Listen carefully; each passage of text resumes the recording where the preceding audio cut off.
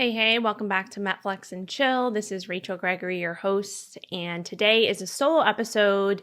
I'm going to be diving into a question that I got, part of one of the Q&As that I post on my Instagram. I post a question box usually every week or every other week, and ask people to ask questions.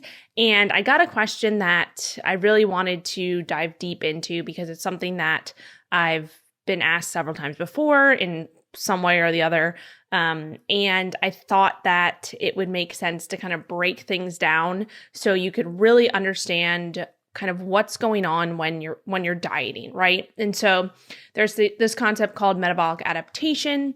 There's things that you've probably heard, like, having a broken metabolism or being in starvation mode or, reverse dieting. What does that mean? Like, should I be reverse dieting? Like, when would I know if I needed to reverse diet?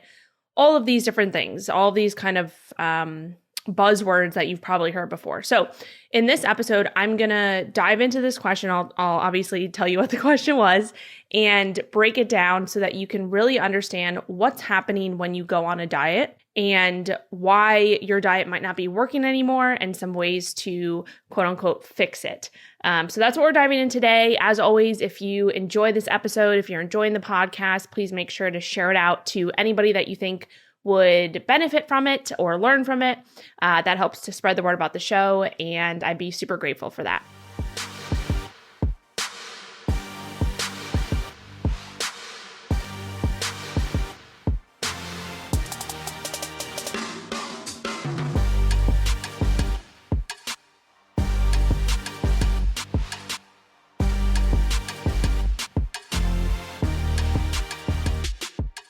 Okay, so the original question I got was, you talk about a calorie deficit when trying to lose fat, which makes sense to me. My goal is to burn body fat right now, but I was told to retrain my metabolism and do a reverse diet first.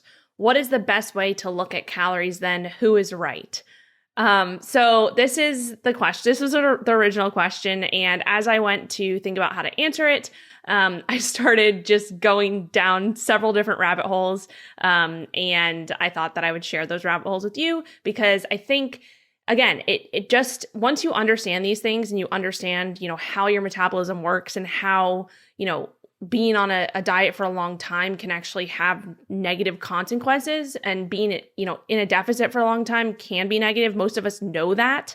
But why is that the case? So that's what we're going to talk about today. So yes, you need a calorie deficit to lose body fat or weight, right? Obviously, you want to be focused on losing body fat, not just weight in general. And that's a whole other story. I'm not going to go down that rabbit hole. But yes, you need to be in a energy deficit or a calorie deficit to lose body fat. But if you've been chronically dieting or if you've been in a deficit for a long period of time, your body may have adapted to that deficit. And in order to actually continue to lose body fat or continue to lose weight, you need to continue to eat less and less calories to create more of a deficit. And this becomes, pretty much impractical and really hard to do from both a physiological and a psychological standpoint for most people, especially when you get to a certain point. And the reason that this, happens is because our bodies are very smart, right? They don't care about how we look. They don't care about, whether or not we're 15% body fat or how lean we look in the mirror or in our bathing suit. Our bodies don't care about that. They care about survival.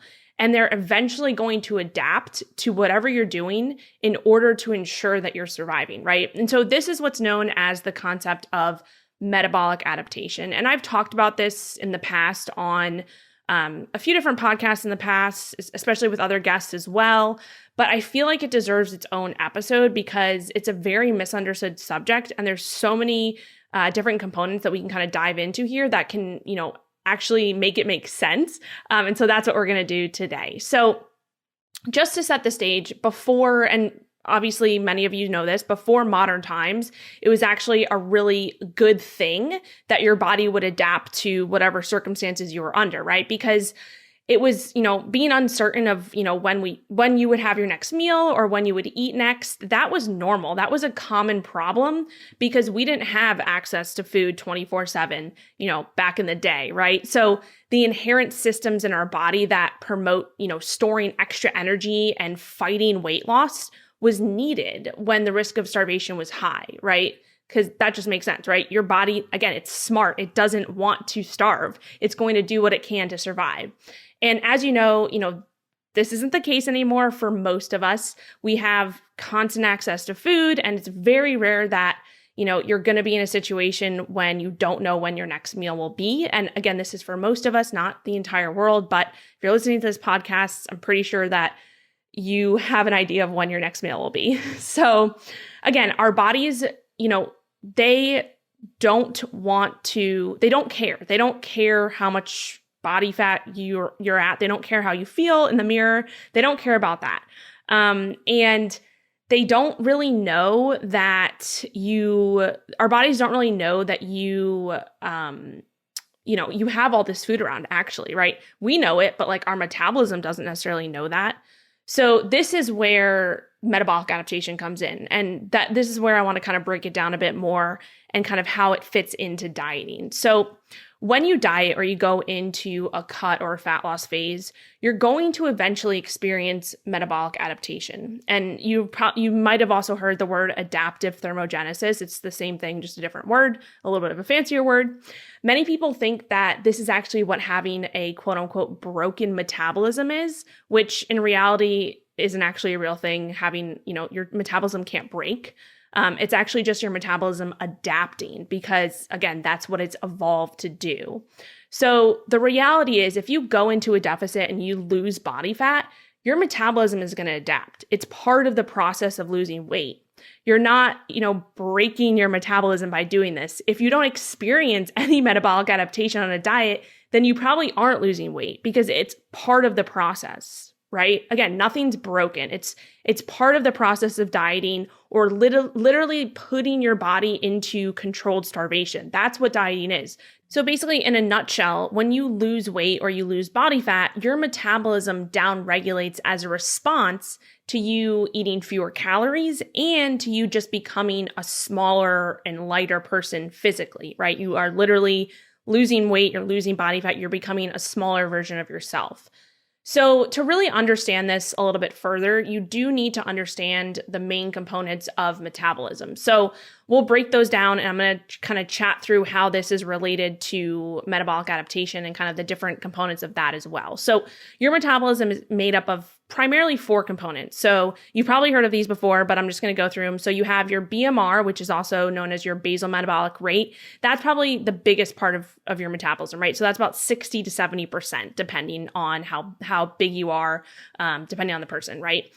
The second part is the thermic effect of exercise. So that's generally between 5 to 10%. This depends on if you are, there's very much extremes here, right? A sedentary person versus an elite athlete. An elite athlete is going to obviously have a higher thermic effect of exercise. That's going to be a higher part of their quote unquote metabolism day to day, right? Because they are obviously an elite athlete. So they're going to be ramping that up more. So, in general, it comes out to be about 5 to 10%. Again, with those more elite athletes or, someone who's super, super active is probably going to be more towards that 10 to 15%. And then kind of your average person is probably going to be more towards that 5%. And then if you don't exercise at all, then you're basically 0%. So that's number 2.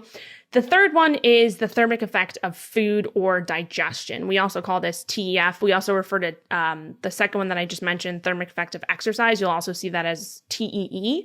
So we have BMR, TEE, TEF, which is the thermic effect of food or digestion.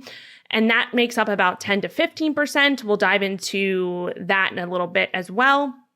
And then lastly, non-exercise activity thermogenesis, which I talk about all the time. This is referred to as NEAT, and this will vary from person to person, and that makes up about 15 to 25%. And these are all kind of average percentages, average numbers based off of research, but just to give you an idea of kind of those components and what the amount that they make up. So, and I'll dive into that in a little bit, but now we can start to break down like how metabolic adaptation actually occurs within these 4 different components so that you can understand what's actually happening as you're dieting, right? And as you are losing weight and losing body fat and eating less calories, what happens there? So This is what's really important to understand, because once you do, you can actually start to see, what pieces can be kind of manipulated to continue to see progress if that's your goal, right? So, and this is to a certain point, which I'm going to get into in a bit as well, but it's important to understand this because you can kind of, and I'll talk about this in a second, but you can kind of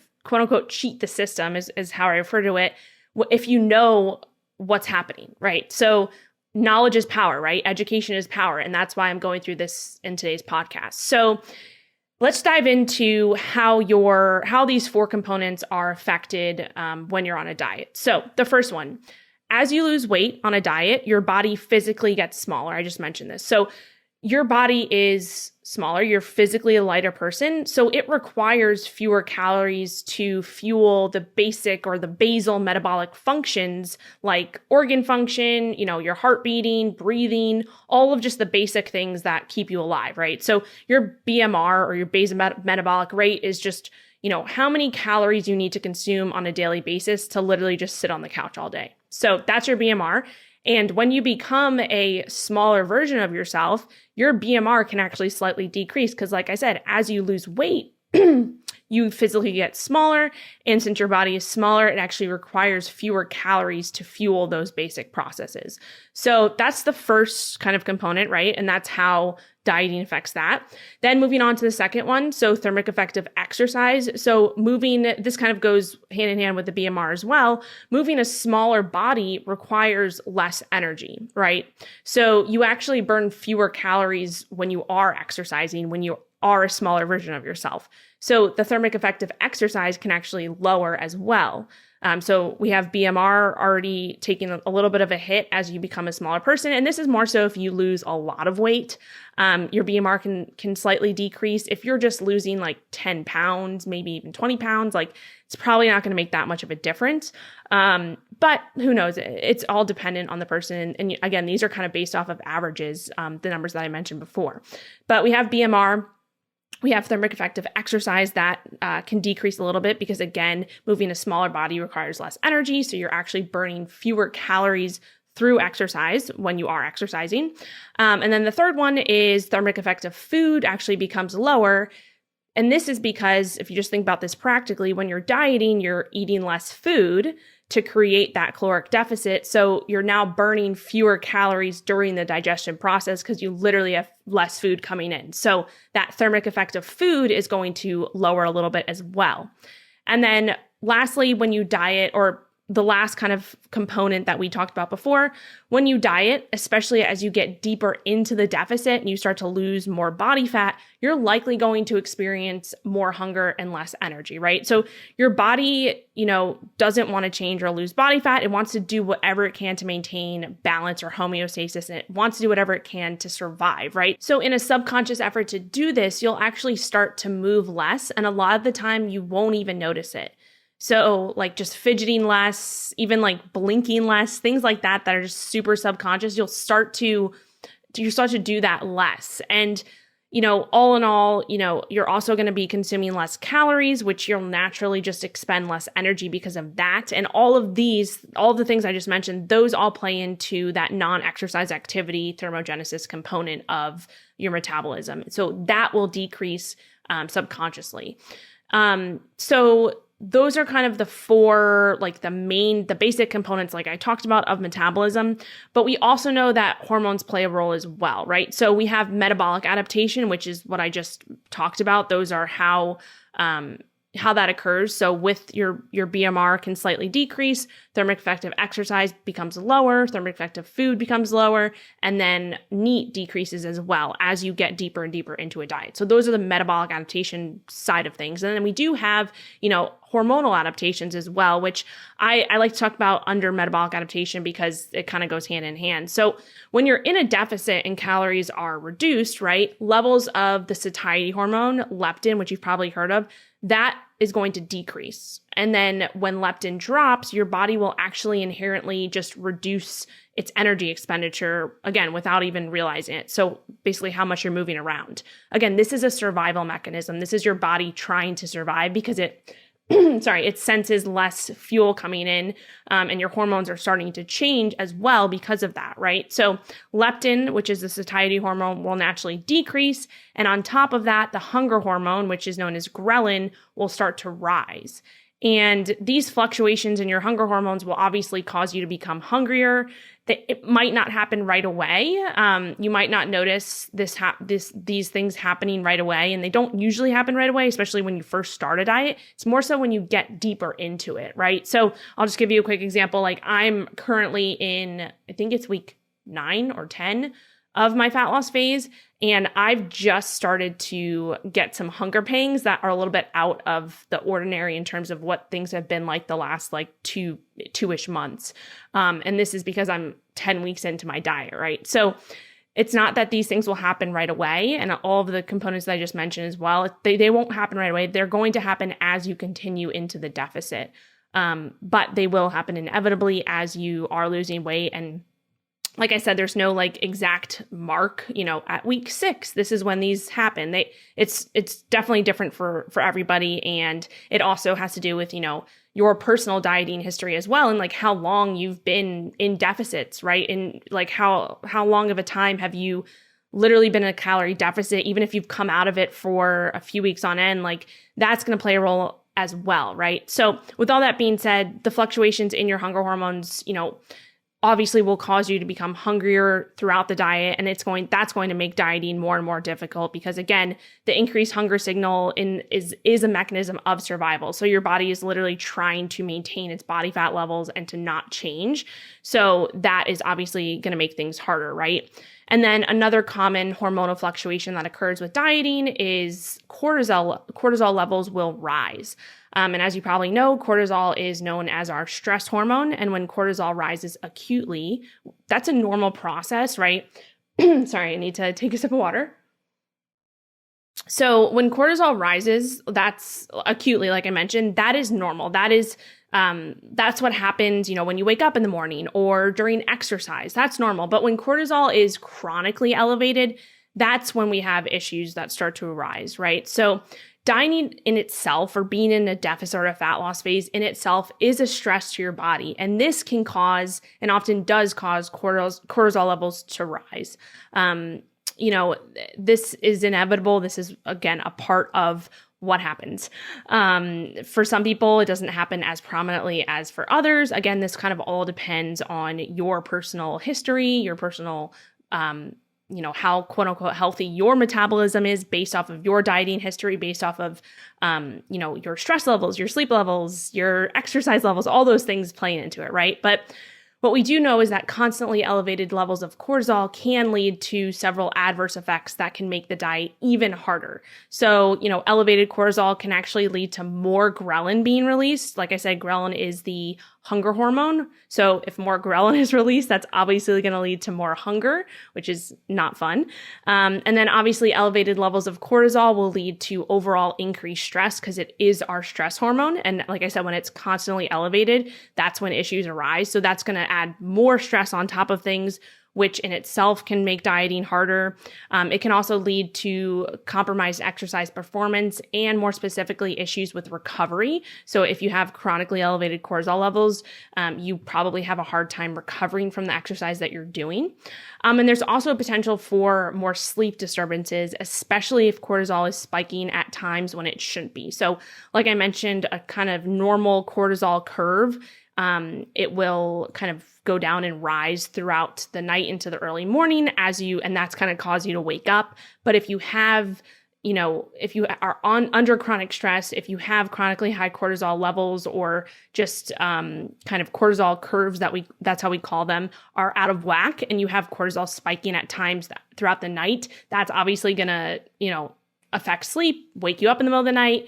And we know that less sleep can cause you to be more hungry. It can affect other hormones and other hunger hormones. And then also sleep is, I say this all the time, sleep is super underrated when it comes to fat loss.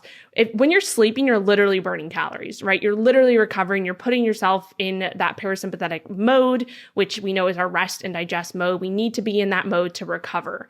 If you are not sleeping, you're not going to be recovering. You're not going to be, quote unquote, burning as many calories as you could be. And it's just a bad situation. So sleep is super underrated, and that can go hand in hand with elevated cortisol as well. So, everything I just mentioned, these are all adaptations that occur when you're dieting or, being in a calorie deficit, specifically for a long period of time. There's more that happens, of course, especially when it comes to other hormones, specifically like sex hormones, like testosterone, for example. It's typical to see testosterone levels drop when you're in a calorie deficit chronically.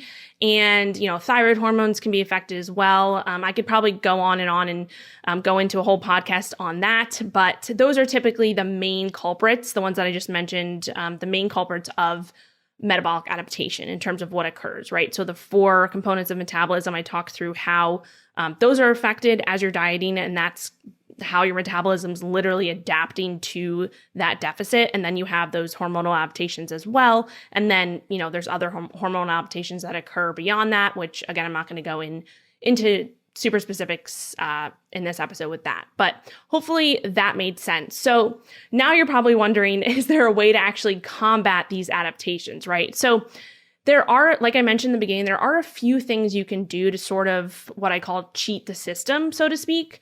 And yes, there's some things that you can do, and we're going to talk through those, but regardless, the more weight that you lose or either way, the more weight you lose and the longer you're on the diet, whatever it may be, or the longer you're in your deficit, the more prominent these adaptations will become. So even if you're, on a diet and you're not losing like tons and tons of weight, but you are losing weight and you are in a deficit, if you're in a deficit, you should be losing weight. So these should be going hand in hand.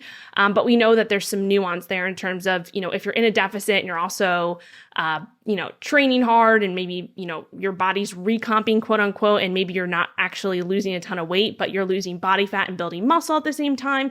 That can absolutely happen. It is a little bit more rare than especially for people who are more advanced. I'm not going to go into all the details there, but basically just know that if you are on a diet, if you're in a deficit and you're losing weight, you will have these adaptations occur. And the longer you are in that deficit, so the longer time you're in that deficit, the adaptations will occur beyond that, because you're literally putting your body into a controlled starvation for an extended period of time. And again, it's just going to fight back against you. So let's get back to cheating the system. So what do I mean by cheating the system? So going back to those first 4 components of your metabolism that I just talked about, let's go through those and see how we can potentially kind of cheat them, right? So the first one is your BMR, your basal metabolic rate. Again, this is the biggest component of your metabolism. It's about 60 to 70% on average. So can you cheat your BMR? Unfortunately, there isn't much you can do to increase your BMR during a diet, because it's highly dependent on your body size. Your BMR is highly dependent on just basically how big you are, how much you weigh. The caveat here, though, and you can think about this, is that the bigger you are, like I said, the bigger you are, the higher your BMR will be to an extent. So if you spent time not dieting and actually building more muscle and maybe gaining a little bit of weight, right? If you gain muscle, you're going to gain weight. Muscle is just, it weighs something, right? You could increase your BMR slightly for the next time that you go into a diet, because you'll have a bit more weight on you from the muscle that you've built. And then also, you've probably heard the saying, quote unquote, muscle burns calories. This just means that muscle is a very metabolically expensive tissue, which means that it just takes energy to maintain, right? And to also build, obviously. So the more muscle you have in general, the easier you're making it for yourself overall, because yes, you are going to be a little bit heavier. You're going to have more muscle. Muscle is metabolically taxing, which just means it takes more energy to maintain. So that's putting yourself in a better position, right? So for example, I've said this before, when I go through my cycles of building and cutting, I just came off of my first official building phase of 8 months, a few months ago, and then I went into my cut. but I spent time building muscle and I gained, I think it was like 15 pounds total. And I personally don't want to see the weight on the scale that I saw, a year ago when I went through my last cut. I don't want to ever see that again because I want to be, 5 pounds heavier because I want to have, built 5 pounds of muscle, right? Or put on 5 pounds of muscle because I know that's going to contribute to being able to eat a little bit more, even if it's just a little bit more, it's still a little bit more. So that's important to think about, right? So can you cheat your BMR? Not necessarily in a diet that you're in. Maybe if you're in a diet right now, no, but you can go through, building cycles. You can, you've probably heard people say build up your metabolism and obviously that kind of goes with a lot of things, but you can spend time building muscle. That's the most important thing we're trying to get out of here. You can spend time building muscle, and that in itself will help you to put you in a better place kind of the next time you go into a diet or a deficit, right? Okay, so that's BMR. And then we have thermic effect of exercise. So typically, again, this is usually the smallest part for most people, about 5 to 10%, unless you're, again, an elite or professional athlete who exercises like several hours a day. That's not most of us. The amount of calories you burn during exercise is mostly a reflection, just like your BMR, it's mostly a reflection of how big you are. And again, this is something that you can't really control unless you spend time building muscle and just become overall heavier in general. So that kind of goes, it's kind of the same thing with BMR as well in terms of that side of things, just becoming a heavier person in general. And then also a side note, most people just grossly overestimate the amount of energy they actually burn during exercise. So, like I said, it's about 5 to 10% for an average person. And a lot of people think it's a lot more than that. And again, it's not unless you are like an elite athlete. So can you cheat, the thermic effect of exercise or TDEE?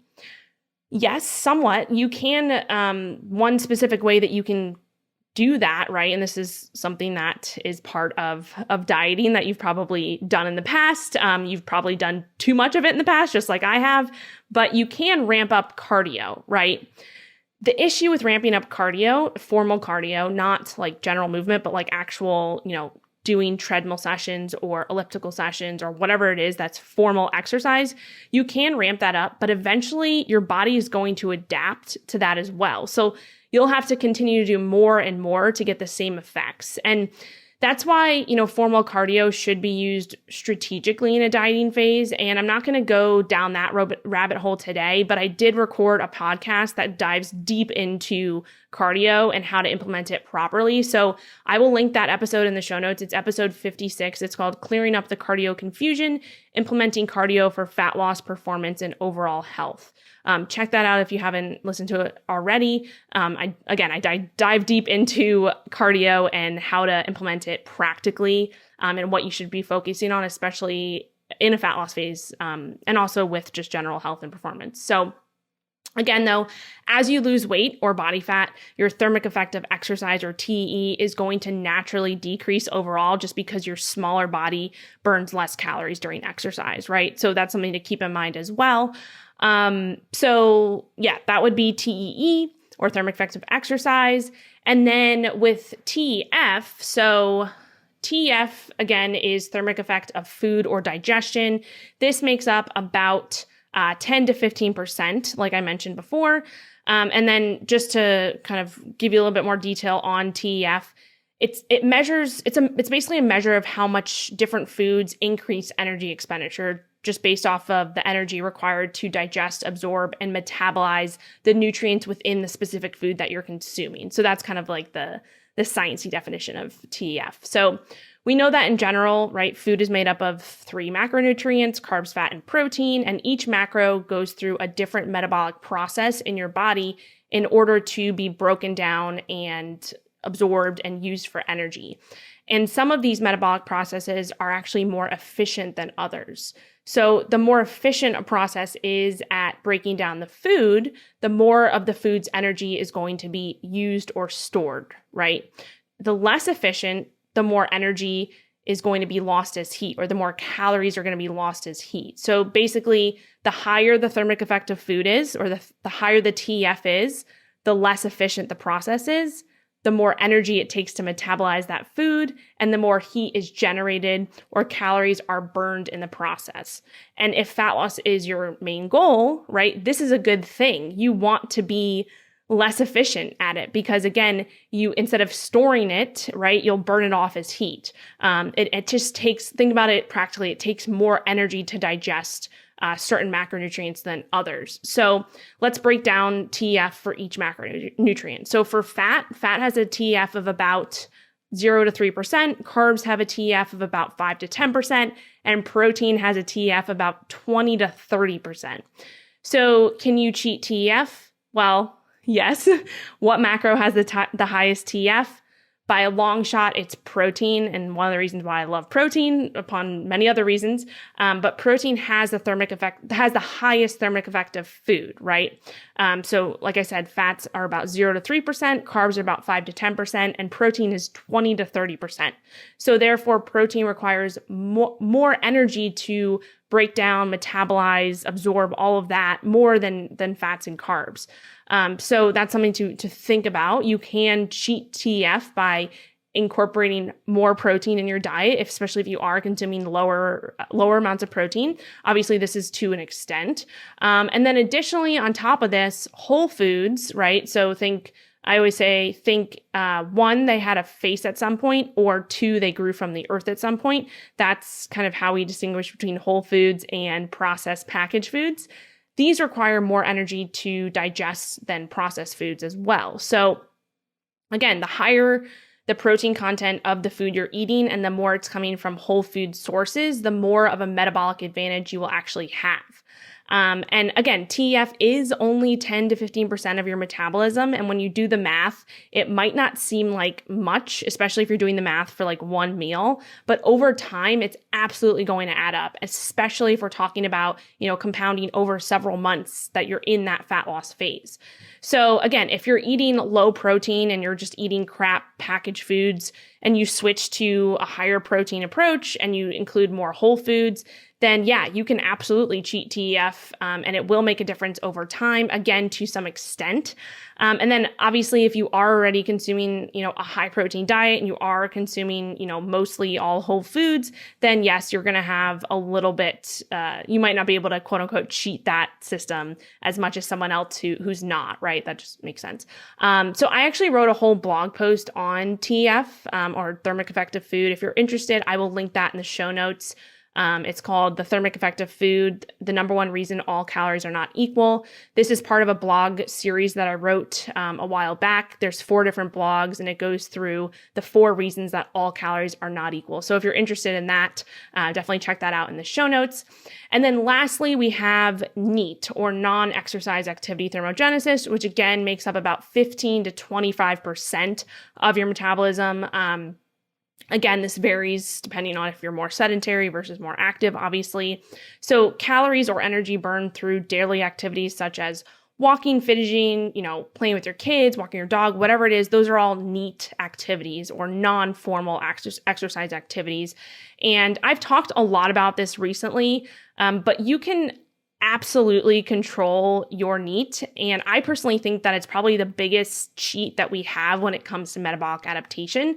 Because I think it's something that's so underrated, just like walking and moving more is such an underrated component. So I actually went into detail on this subject with my friend Brandon DaCruz in episode 112. That is labeled Energy Flux, the missing piece to your fitness journey. So in that episode, we literally go into an hour of just talking about how you can increase your NEAT, and what energy flux is. We chat about that, how you can get into a high energy flux, which just basically means a higher NEAT, and how that can be beneficial, not only for fat loss, but also specifically for maintaining that fat loss afterwards, right? That's usually the hardest part. So check that out. Check that episode out if you haven't. I will link that one in the show notes as well. Again, it's episode 112, Energy Flux, the missing piece to your fitness journey.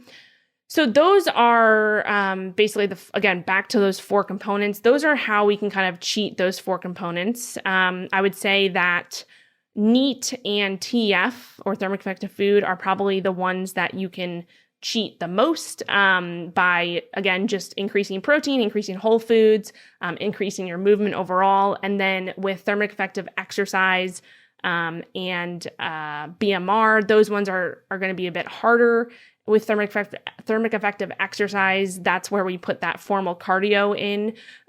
That's what it falls under. And so that, yes, you can absolutely, increase that. But again, you will adapt to that eventually. So you just have to be very careful with that one and make sure you're doing it in a strategic way so you don't burn out, so you don't adapt to the cardio that you're doing.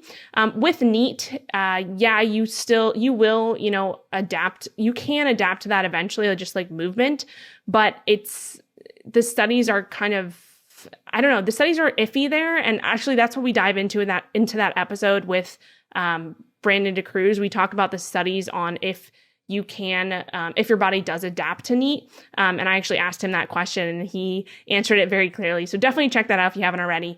But anyway, those are kind of the four main things when it comes to metabolic adaptation and how that occurs, and then also how we can, kind of combat some of those things if we want to further our results, right?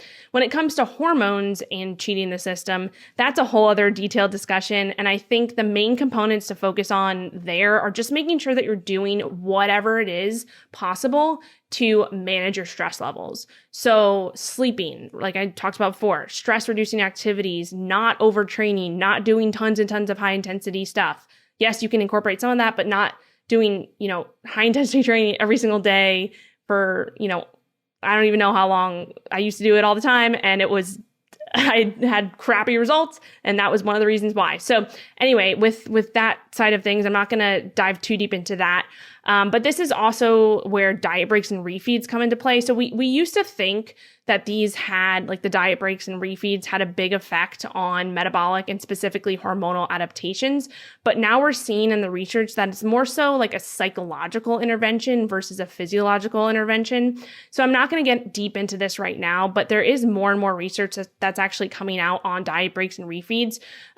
So I'm excited for that to come out, and I'm excited to have some guests on in the future to talk more about that. One of the guests that I had on in a previous episode, Dr. Bill Campbell, he is one of the heads of research in diet breaks and refeeds and things like that. So we talked a lot about that, and that was, I forget what episode that was, but I'll link that in the show notes.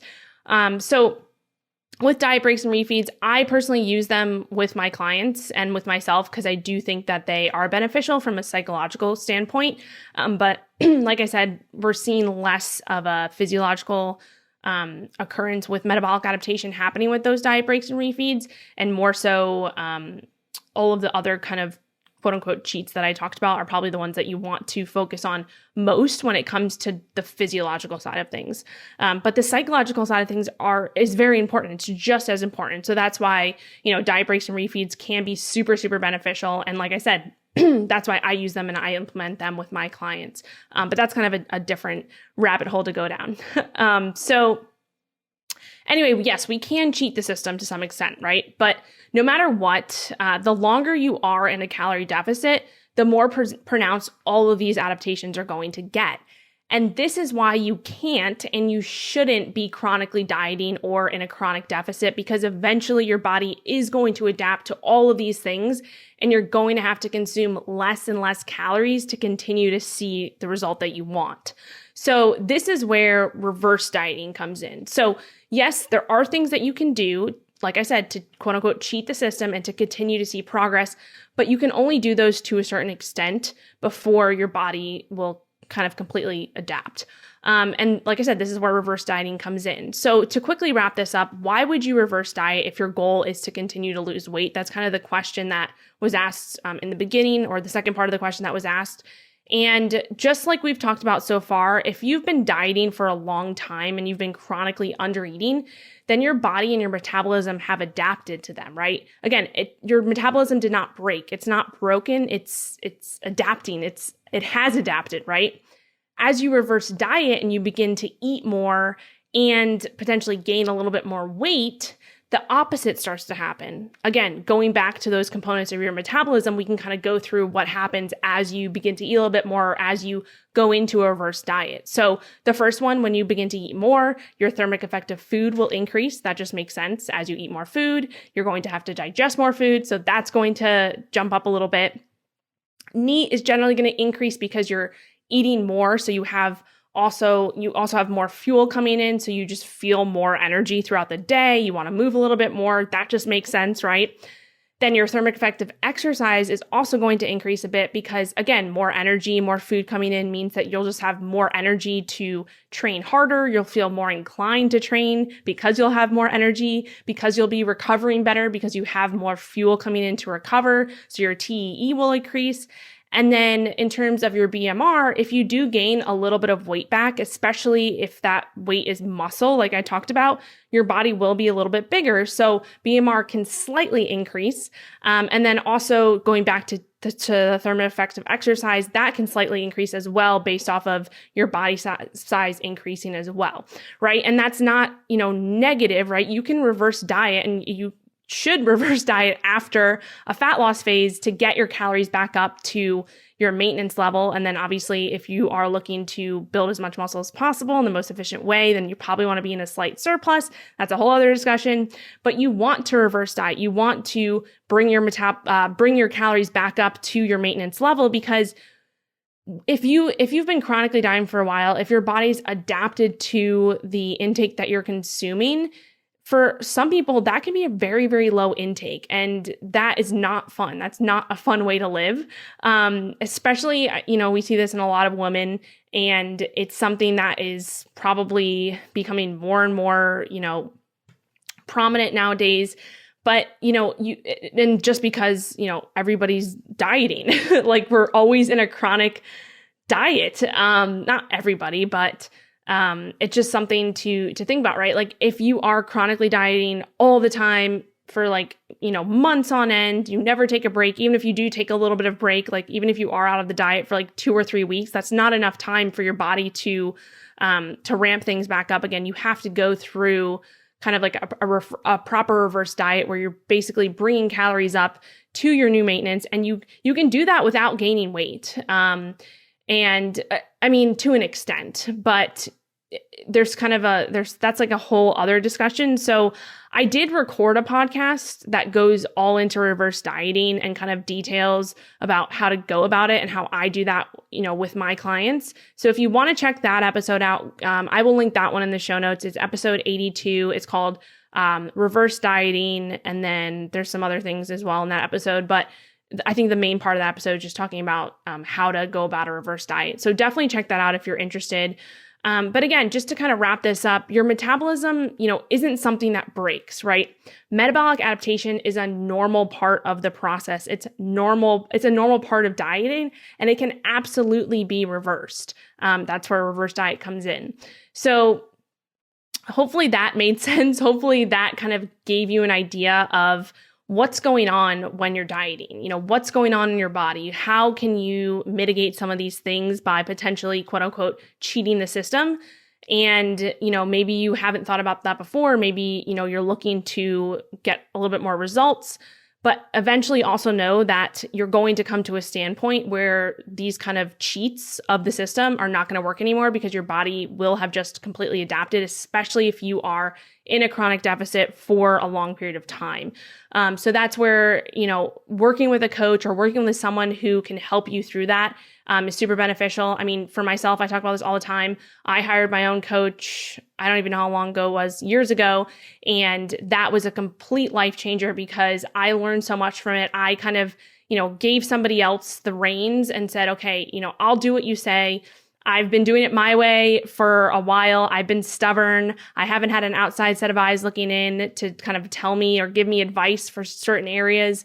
And it was all completely worth it. So anyway, just with all that being said, if you're struggling with any of this, don't hesitate to reach out. You can always apply for coaching with me, or if you have, other coaches out there that you have been eyeing lately, but, don't be afraid to ask for help. I have my own coach. I've had my own coach for a while, and I will probably always have my own coach because it's just such a beneficial part of growing and learning, and then also, having that outside set of eyes looking in and helping, right? So anyway, I'm going to stop rambling on. Hopefully you enjoyed this episode. Hopefully you learned something. And if you did, please make sure to take a screenshot of it, share it to your Instagram story. You can tag me. My handle's at rachelgregory.cns, and I will share it out. And thank you for listening to the show. All right, I'll chat with you next time.